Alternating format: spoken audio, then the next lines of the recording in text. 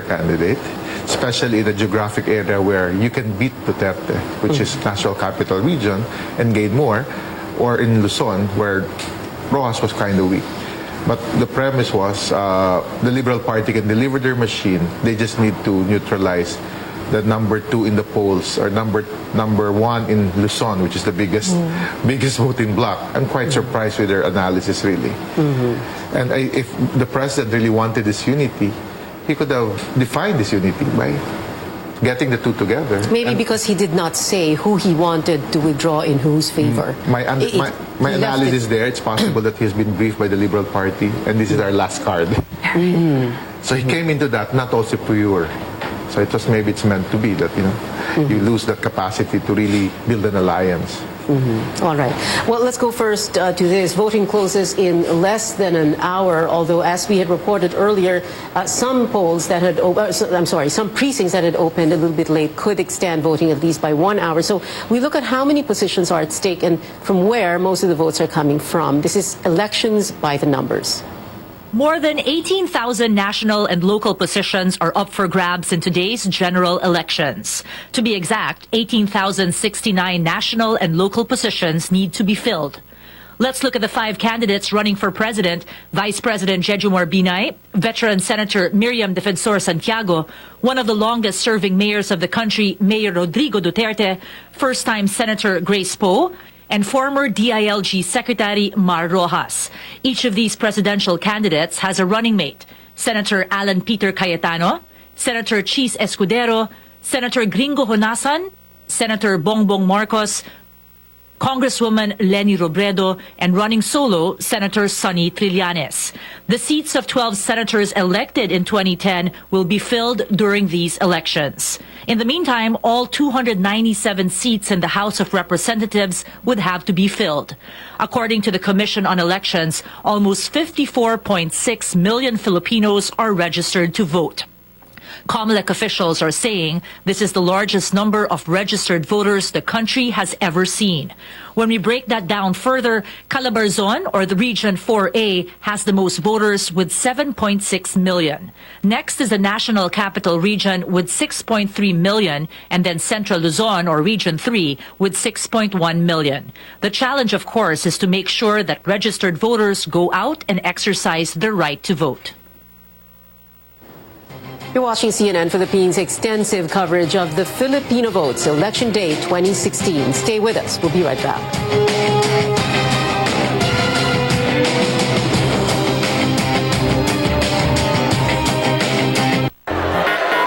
Table's ours.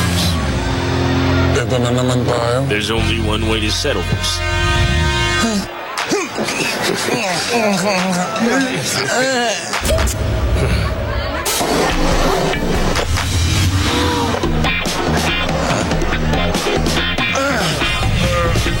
Ang sarap na totoo, hindi natatalo. Table's yours. And this is yours.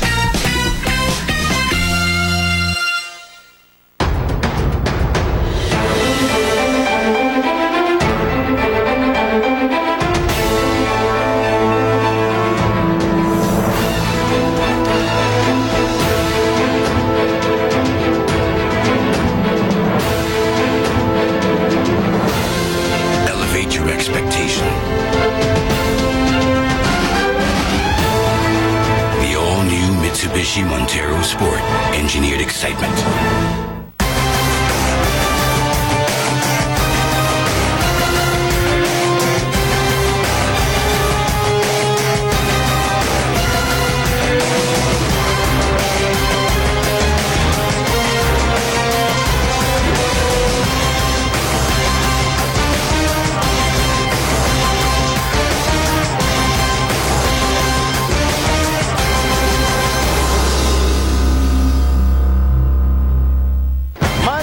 Election Day is the day the Filipino vote. And CNN Philippines will bring you the top election stories.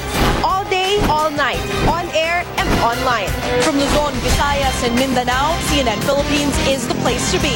Your live, in-depth coverage starts at 5 a.m.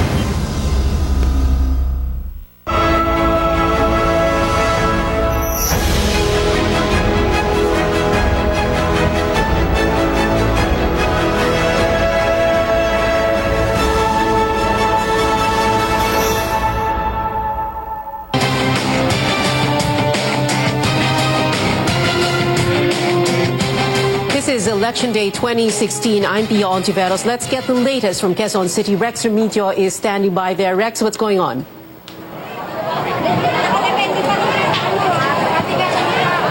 Yes, Pia, it's only 15 minutes before voting is closed here at President Corazon Aquino Elementary High School in Quezon City. But as you can see, all over the place, there are still many voters here. In fact, right over there, there are still many voters who are complaining that their names are missing on master list, as well as there are still many voters who are lined up in different different precincts here inside. Moreover, it has been said by the Board of Election inspectors that by exactly 5:01 p.m. they will close the gates here no matter what. So it's those people who are only within the 30-meter radius from the President Corazon Aquino High School will be allowed to vote still. Then they said that after an hour, that's the time that they can transmit votes. And by about 9 p.m., maybe the results will be announced. So there's still many voters here, as you can see. And it hasn't been easy for these voters all throughout the day. We have experienced many problems, such as having their names not on the master list. Not their names having on the master list, as well as long lines, of course, and the scorching heat of the sun. And of course, we also have counting machines that were malfunctioned. In fact, we have 4 here in different precincts. And those precincts that only have malfunctioned VCMs will be allowed to have an extended period. So we would like to clarify that those only precincts that have malfunctioned VCMs will be allowed to have extended voting periods, Pia. So for those who will still try to cash up, well, it's only 13 minutes before 5 o'clock, so perhaps you may need to double time to get here and cast your vote, Pia. Rex, just one question. Earlier you said that there were some people who were complaining they couldn't find their names, no, sa voters list, no, sa master list. Did they show you there's a slip of paper that COMELEC gives you, no, when you register or when you re-register and when you do your biometrics? Meron ba sila noon? Pia, some of them were saying that, well, they saw their names and their specific precinct numbers at the website, but when they came here, when on the master list, their names and even their precinct numbers are not there. According to some Board of Election inspectors, it's a matter of coming from the COMELEC. It's the responsibility of COMELEC for that matter. But some of them, they say, are just simply lazy. They cannot see their names because there are so many master lists here. So the Board of Election Inspectors are calling on the public to at least have some more patience in looking at their names. Maybe it's on the other master list around the polling center, Pia. Precincts are there in that school, Rex?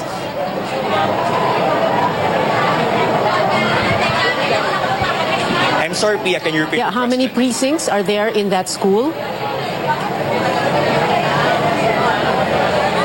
Yes, Pia, we have here 49 precincts, and we only have 119 personnel catering to about 37,000 voters, Pia. Well, 49 precincts, that means they'll have to look through 49 lists. Anyway, thank you very much, Rex Remitio, for that report. 15 minutes, around 15 minutes before 5. Now, let's go to Makoy Popioco. He is in Makati to give us the latest on Election Day there. Makoy. Pia, a vote counting machine at Precinct 83 of Maximo Estrella Elementary School has continually bogged down, causing massive delay. According to Board of Election Inspector Judy Rendon, it was around 10:30 in the morning when the VCM first malfunctioned. Operations were stopped and they were able to resume at around 12 noon already. This afternoon, the machine bogged down again twice, forcing the BEIs to request for machine replacement from COMELEC. Here's what she told me about the COMELEC replacement. Wala nag-request kami ng inaantay lang namin yung PCOS machine na dumating. Papalitan. No? Tapos may yung mga hindi nakas na balot, nilagay namin sa box. Tapos pag dumating, kasi nagumana naman ulit siya, diba?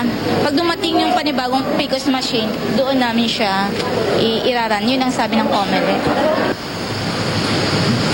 The vote counting machine rejected around 30 ballots, which were segregated by COMELEC, which according to them will be reinserted once the new VCM arrives, according to Redon. Because of the delays, the precinct was only able to serve 50% of the registered voters as of 3 p.m., causing long lines at the court. After you feed your ballot into the vote counting machine, technology does its work. Your votes are counted with the rest in a nationwide tally until the winners are declared. Our JC Gotinga explains the process. The transmission of automated election results begins at the precinct, but only the winning mayor, vice mayor, and councilors are proclaimed. After that, the city or municipal board of canvassers passes the consolidated returns onto the provincial board of canvassers. Here, the results from the municipalities and cities are tabulated and consolidated. But only the winning district representatives, governor, vice governor, and provincial board members are proclaimed. After that, the returns from the provinces are forwarded to the National Board of Canvassers in two places. One, to the COMELEC hub at the Philippine International Convention Center.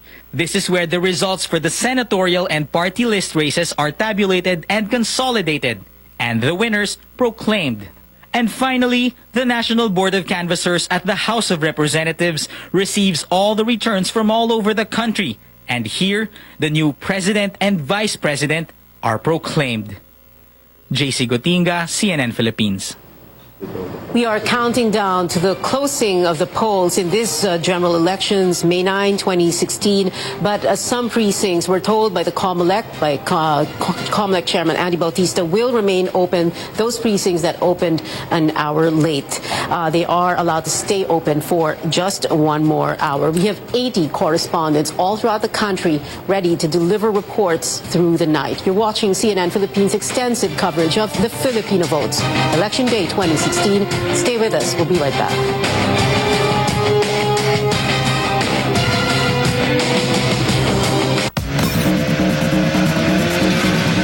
Petron Ultron.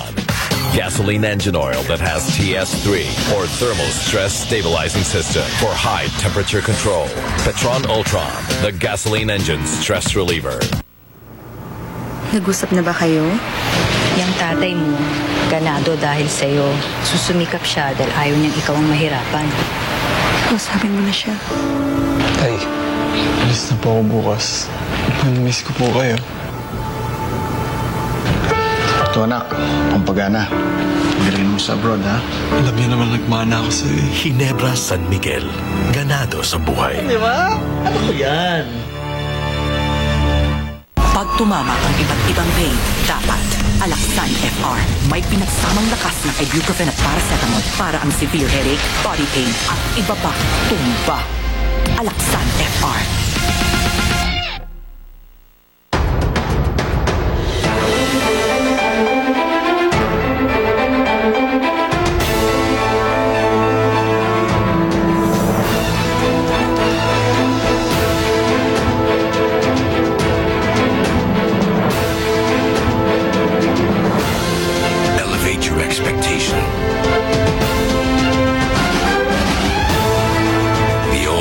Mitsubishi Montero Sport, engineered excitement.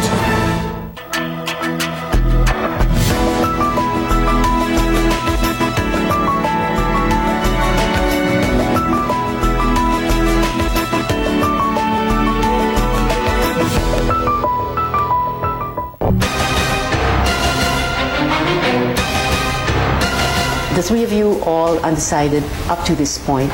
Has this ever happened to you before, this close to election day, and you have not yet made up your mind, Paul? Yes, I suppose so, because in 2010, the choices were pretty stark, as opposed to the choices now in 2016, where you have so many candidates with pluses and minuses, and it's very hard to pick who among these candidates should be voted into office come about less than 2 weeks from now. Yes. So I find myself looking at the issues where these candidates stand, what their records are. And yes, it's a very difficult choice coming into this close to the election.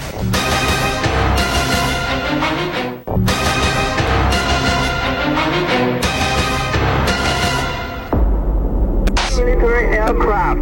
This is Chinese Navy. You are approaching our military alert zone. China cannot use historical claims. The 9 Dust Lines are void. Crucial moment in the nation's fight for its rights in the disputed West Philippine Sea. Chinese are not participating officially. The entire world will tell China it is wrong. It will have to bear. China's maritime claims based on its version of history. Reclamation began August 24. The Philippine case stands on international maritime law. Erase sovereignty. We want China to sign the Code on Behavior at Sea. This is what the Philippines is fighting for. Haharapin ko ang problema. We should avoid armed confrontation. Usapin natin ang China constructively. When working with the international community, Let us stand for sovereign rights.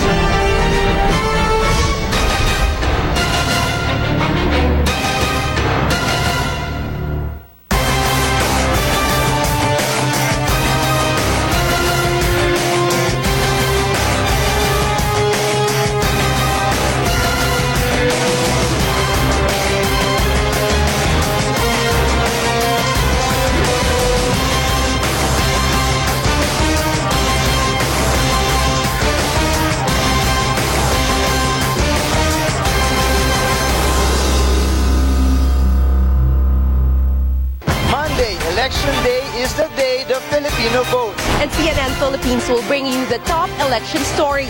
All day, all night. On air and online. From Luzon, Visayas, and Mindanao, CNN Philippines is the place to be. Your live in-depth coverage starts at 5 a.m.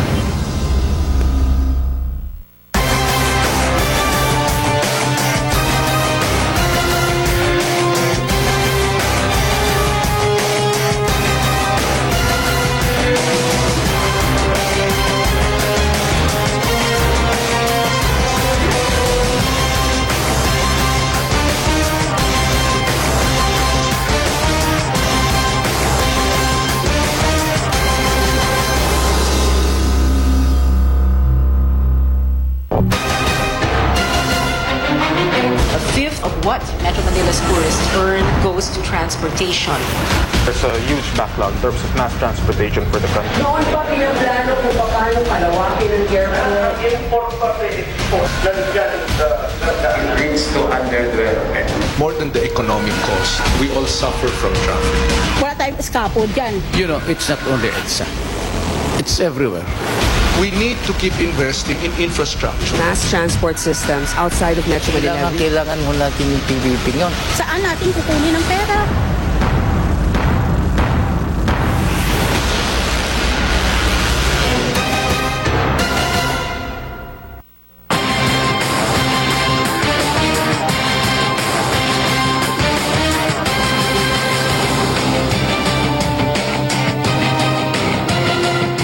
It is 5 o'clock in the afternoon. Most of the polling precincts in the country are about to close. The Filipino voter has spoken. You're watching The Filipino Votes, Election Day 2016.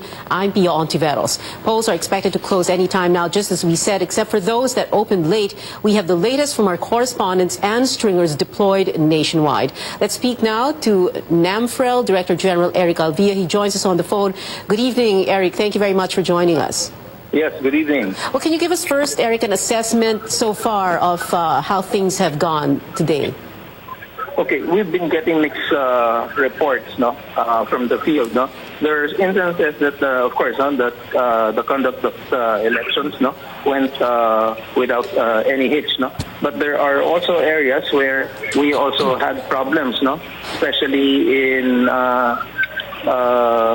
the functioning of the VCMs and also a lot of voters misplacing their names, Hello. Yes, go ahead, Eric. Go ahead. Okay, so a lot of the names have been misplaced in the voters list, So that's the problem right now. No? It's either they've been assigned to another voting center, no? Because of this new list coming from a biometrics captured process. All right. So, Eric, what can NAMFREL do in this regard? Can you help COMELEC, or is there something that can be done to help these voters? After all, kahit na sabihin pa natin isang boto lang yan o dalawang boto, these are people who want to exercise their right to suffrage. Right. I think it's too late in the game to already convince COMELEC because that should have been done earlier. No? In fact, the problem was during the registration process. But at this stage, Eric? I think what we were asking, Eric, I'm sorry. Eric, I'm sorry. We're going to get back to you in a little while. Let's go first to PICC Live. COMELEC Chairman Andy Bautista speaking right now. Let's listen in. Mag-extend until 6 p.m. However, meron din tayong rule, di ba? Na kung ang botante ay within 30 meters of the polling precinct, within 30 minutes before it's closed, pwede pa siyang makaboto. Kailangan niya lang magpalista. Pero hahayaan siyang bumoto.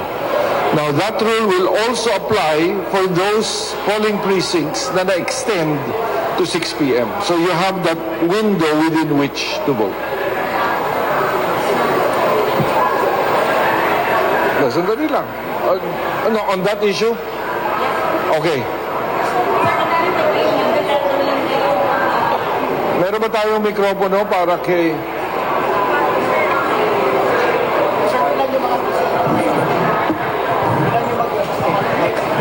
Sir, ilan po yung mag-i-extend? Hindi namin pa nga eh. Kaya nga we're trying to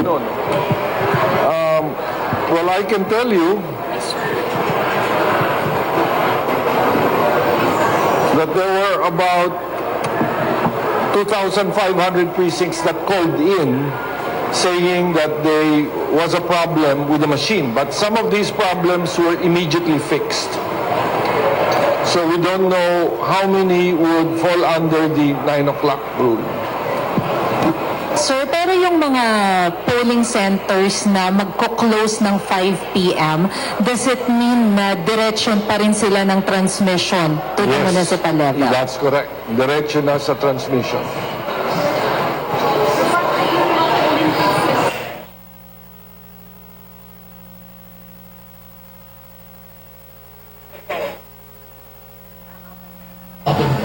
All right, Chairman Andy Bautista of the COMELEC there saying that for those polls that are closing at either 5 or 6 p.m., as long as voters are within 30 meters of the precinct, all they need to do is nagpalista or have their names listed down and they can vote. The same goes for polls that are closing at 6 o'clock in the afternoon. He also said that they got a rough estimate of how many precincts all over the country had trouble with vote counting machines. 2,500 precincts called in to say they were having problems with the VCMs. Many of them, the problems were resolved at that level. That's 2,500 out of about 90,000, an estimated 90,000 precincts all over the country. COMELEC Chairman Andy Bautista there giving a press conference just as most of the polls are closing all around the country. This is election day, the day that an estimated 54 million registered voters were expected to cast their votes today. COMELEC Chairman Andy Bautista again saying as long as voters are within 30 meters of the precincts, then and they had their names listed, that they can still vote. That goes also for those polls that will close at 6 p.m., those that had extended by 1 hour. Those polls, of course, we're referring to are those that opened an hour late. Still with us here in the studio, Dino Manhit, political analyst, and Nicole Curato, sociologist. So right now, your thoughts on what is about to happen? We're about to start getting some transmissions from the precincts to municipal and city canvassing, etc. So now we have to shift now our interest to the transmission. And there are 93,000 machines, so hopefully as they transmit and passes through the transparency server of COMELEC with PPCR, we will start seeing some movements of votes. And as we see some of these movements of votes, we hope that it continues to come in as we see certain trends, and maybe by midnight we might see the possible president of the country, if it continues, to transmit as expected after the closure of polls. Basta't walang problema no, sa transmission. And, well, so far, so good, like we said, but how confident are you about that, Nicole and Dindo, that we won't have any real problems when it comes to transmission? I think because we had a good run in 2010 and 2013, I think this is the third time we're doing automated elections, so there's some level of confidence, at least as far as a citizen's perspective is concerned. The past two elections have been credible as well. The results have been acceptable to the public. Of course, you've got some cases filed against these cheating. Let's not forget that Mar Ross actually has contested the Vice President Binay at one point. So, yeah, we can expect these things to happen as well. But for the most part, I think we're establishing a good trend here beginning 2010. So there's some reasonable level of confidence that things will be fine. I hope you don't mind, Dindo and Nicole. We'll just try and bring in Rex Remigio because the polls are closing and we want to see what's going on in the Corazon Aquino School in Quezon City. Rex, what's going on right now? Yes, Pia, I'm still here at President Corazon Aquino Elementary and High School, and voting has just ended. As you can see, the gate is already closed and people are already making their way out. It wasn't an easy day. School officials are expecting to have at least 80% of turnout. They say this is higher than in May 2013 midterm elections, which shows the renewed interest of people in terms of Philippine politics and an increase in their political maturity. Now, let's try to talk to some of them. Ate, live po tayo sa CNN Philippines po. Gaano po ba tayo katagal ngayon dito bumoto? Pumunta kami rito mga 2 o'clock. Ako hindi nakaboto, ate ko nakaboto. Bakit hindi kayo nakaboto? Wala yung pangalan ko po eh. Hindi niyo ba sinubukang hanapin? Hinahanap ko po, pumunta ako doon, tinuro ako sa COMELEC. Umakyat po ako, wala pa rin. So ngayon, anong plano niyong gawin na hindi kayo nakaboto? Eh, wala. Hindi ko rin alam kung anong gagawin ko kasi siguro sa susunod na halalan ulit. Okay, sige, maraming salamat ho. Now, let's check some elderly women here. Lola, live po tayo sa CNN Philippines. Nakaboto ho ba kayo? Wala. Dahil wala lang pangalan ko na wala. Bakit wala yung pangalan nyo? Sinubukan nyo bang hanapin? Oo, sinubukan. Galing ako sa precinct kong dati. Wala ng pangalan ko, pero ang pangalan ng mister ko nandoon. Di ko alam kung bakit. Nakaboto naman ako last time. So I have to go to COMELEC and inquire why. Sa pagboboto ho ba, sinubukan nyo ho bang pumunta doon sa presinto nyo or doon na lamang kayo sa emergency booth na tinalaga nila? Mayroon ba dito? Sa baba ho. Saan baba? Dito, nagtalaga ho sila ng isang emergency booth para hindi na kayo umakyat doon sa presinto nyo. No, I don't think so now. Probably I will go to COMELEC. Okay ho, maraming salamat ho. So, Pia, after this, Board of Election Inspectors will transmit the votes after an hour. Although, we would just like to note the public that here in President Corazon Aquino Elementary and High School, precincts 53, 44, 84, and 31 are still, those voters that are registered on those particular precincts are still allowed to vote since these are the particular precincts that were vote counting machines were malfunctioned. So, Pia, that's the latest from here in President Corazon Aquino Elementary and High School. Yeah, Rex, I hope you can show us when the BEIs are at least one of the BEIs when they're transmitting, when they're doing the transmission of the election return. Can we see that very soon?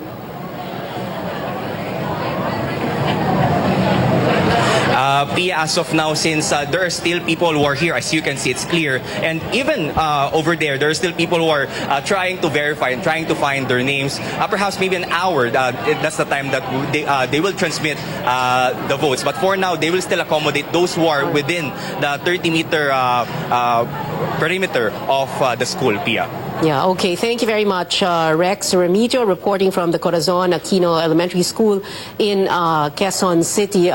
Dindo and Nicole, very quickly before we go to Yumi Lugod in Manila. I've been covering elections since 1992, and at that time it was manual. So every time when you say the polls are closing, they bring out the big sheets and then they start counting. They read out the names. Taras, 1, 2, 3, 4, 5. Yes.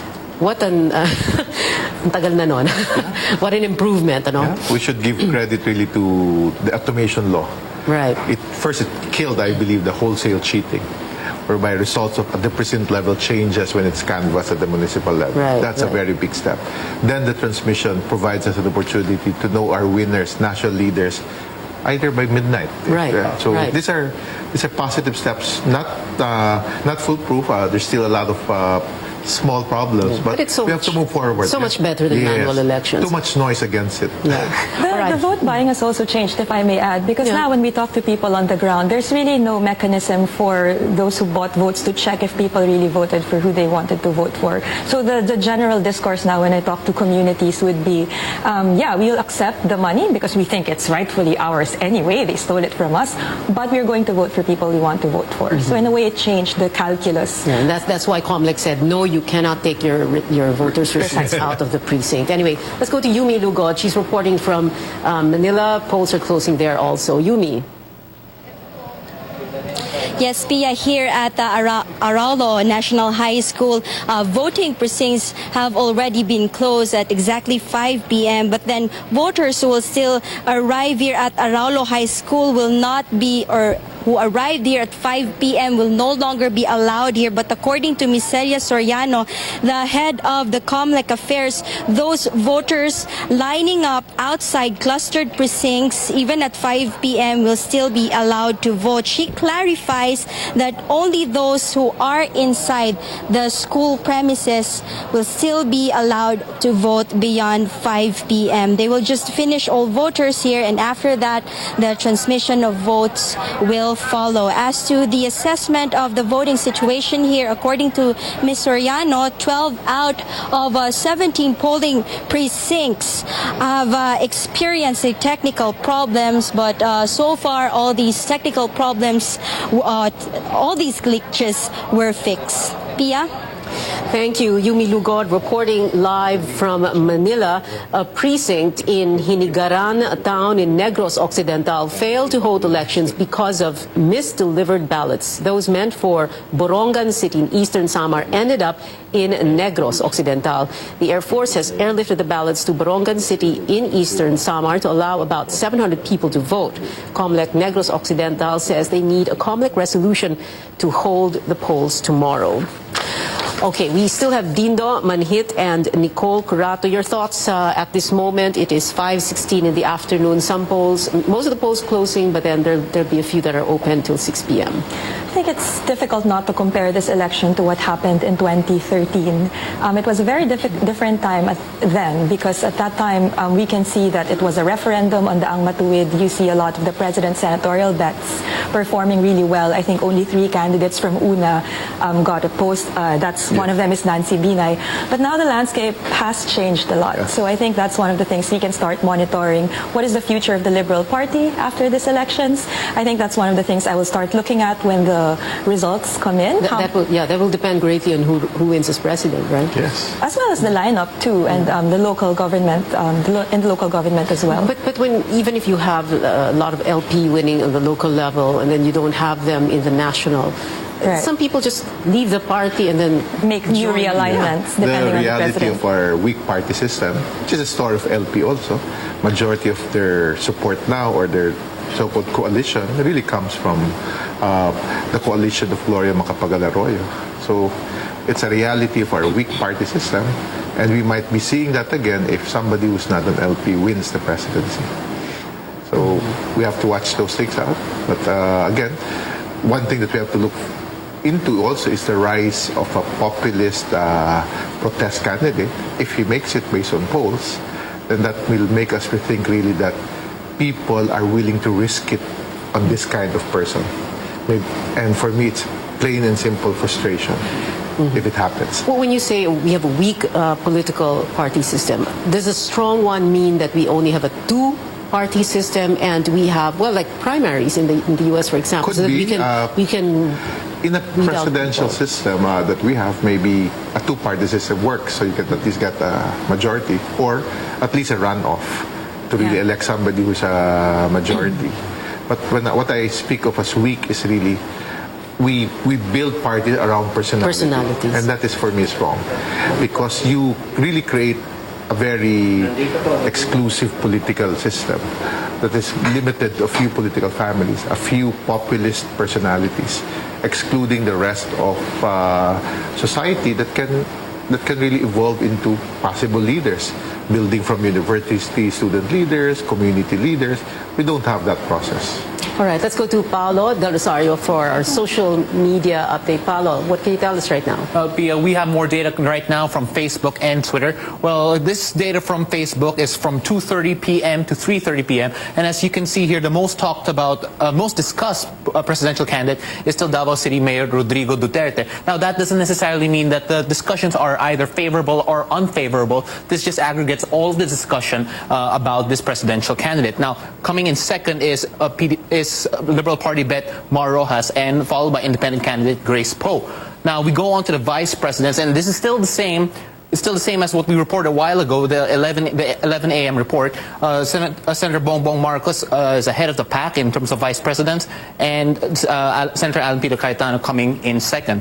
Now, not much has changed on Facebook in terms of issues discussed as well. Corruption is still the #1 thing being discussed amongst issues that they wish their candidates will address. And moving on to the word pairs. Now, this has changed a bit simply because first-time voters are now making themselves heard, or people are talking more about first-time voters in relation to this election. Now, there's still an air of hope with the words God bless, vote wisely, and bless Philippines still being used in discussion with the elections. Now, moving over to Twitter, you can see here, now this is the data from 3 p.m. to 4 p.m. This is when PDP Laban candidate Davao City Mayor Rodrigo Duterte casted his vote, and Twitter started talking about him quite a bit more. As you can see here on the left, on the right side, the share of authors is the number of people tweeting. Those are the unique number of people tweeting about Davao City Mayor Rodrigo Duterte. On the left side, you see the share of voice, which is the percentage of the tweets that are attributed to him. Now, again, these are not necessarily positive or negative. But as you can see here, Senator Santiago is doing a lot better on Twitter than she is doing on Facebook. Now, another interesting point is that Vice President Binay is last in the most discussed in Facebook. But here, in Twitter, he is around third, and he's been consistent here with a small number of share of authors in relation to the number of the tweet volume that the people tweeting are showing up. Pia? Paolo, just one question. The candidate who's being most talked about, Duterte, and then second is Rojas already. Yes. Well, what could explain that? Well, right now, this is not necessarily positive or negative, but Mayor Duterte is consistent in a sense that he is the top in Facebook and on Twitter. Now, the Rojas supporters are probably more active on Facebook. As you can see here, he's not doing very well on Twitter. Right. Thank you very much, Paolo Del Rosario, for that social media update. Let's go back to PICC. COMELEC Chairman Andy Bautista speaking right now. Let's listen in. That translates to a call ratio of 2.57%. In 2013, there were 4,760 out of 77,829 machines, or a high 6.11%. This 2016, and this was as of 4 p.m., 2,363 calls were made out of 92,509, or a percentage of 2.55.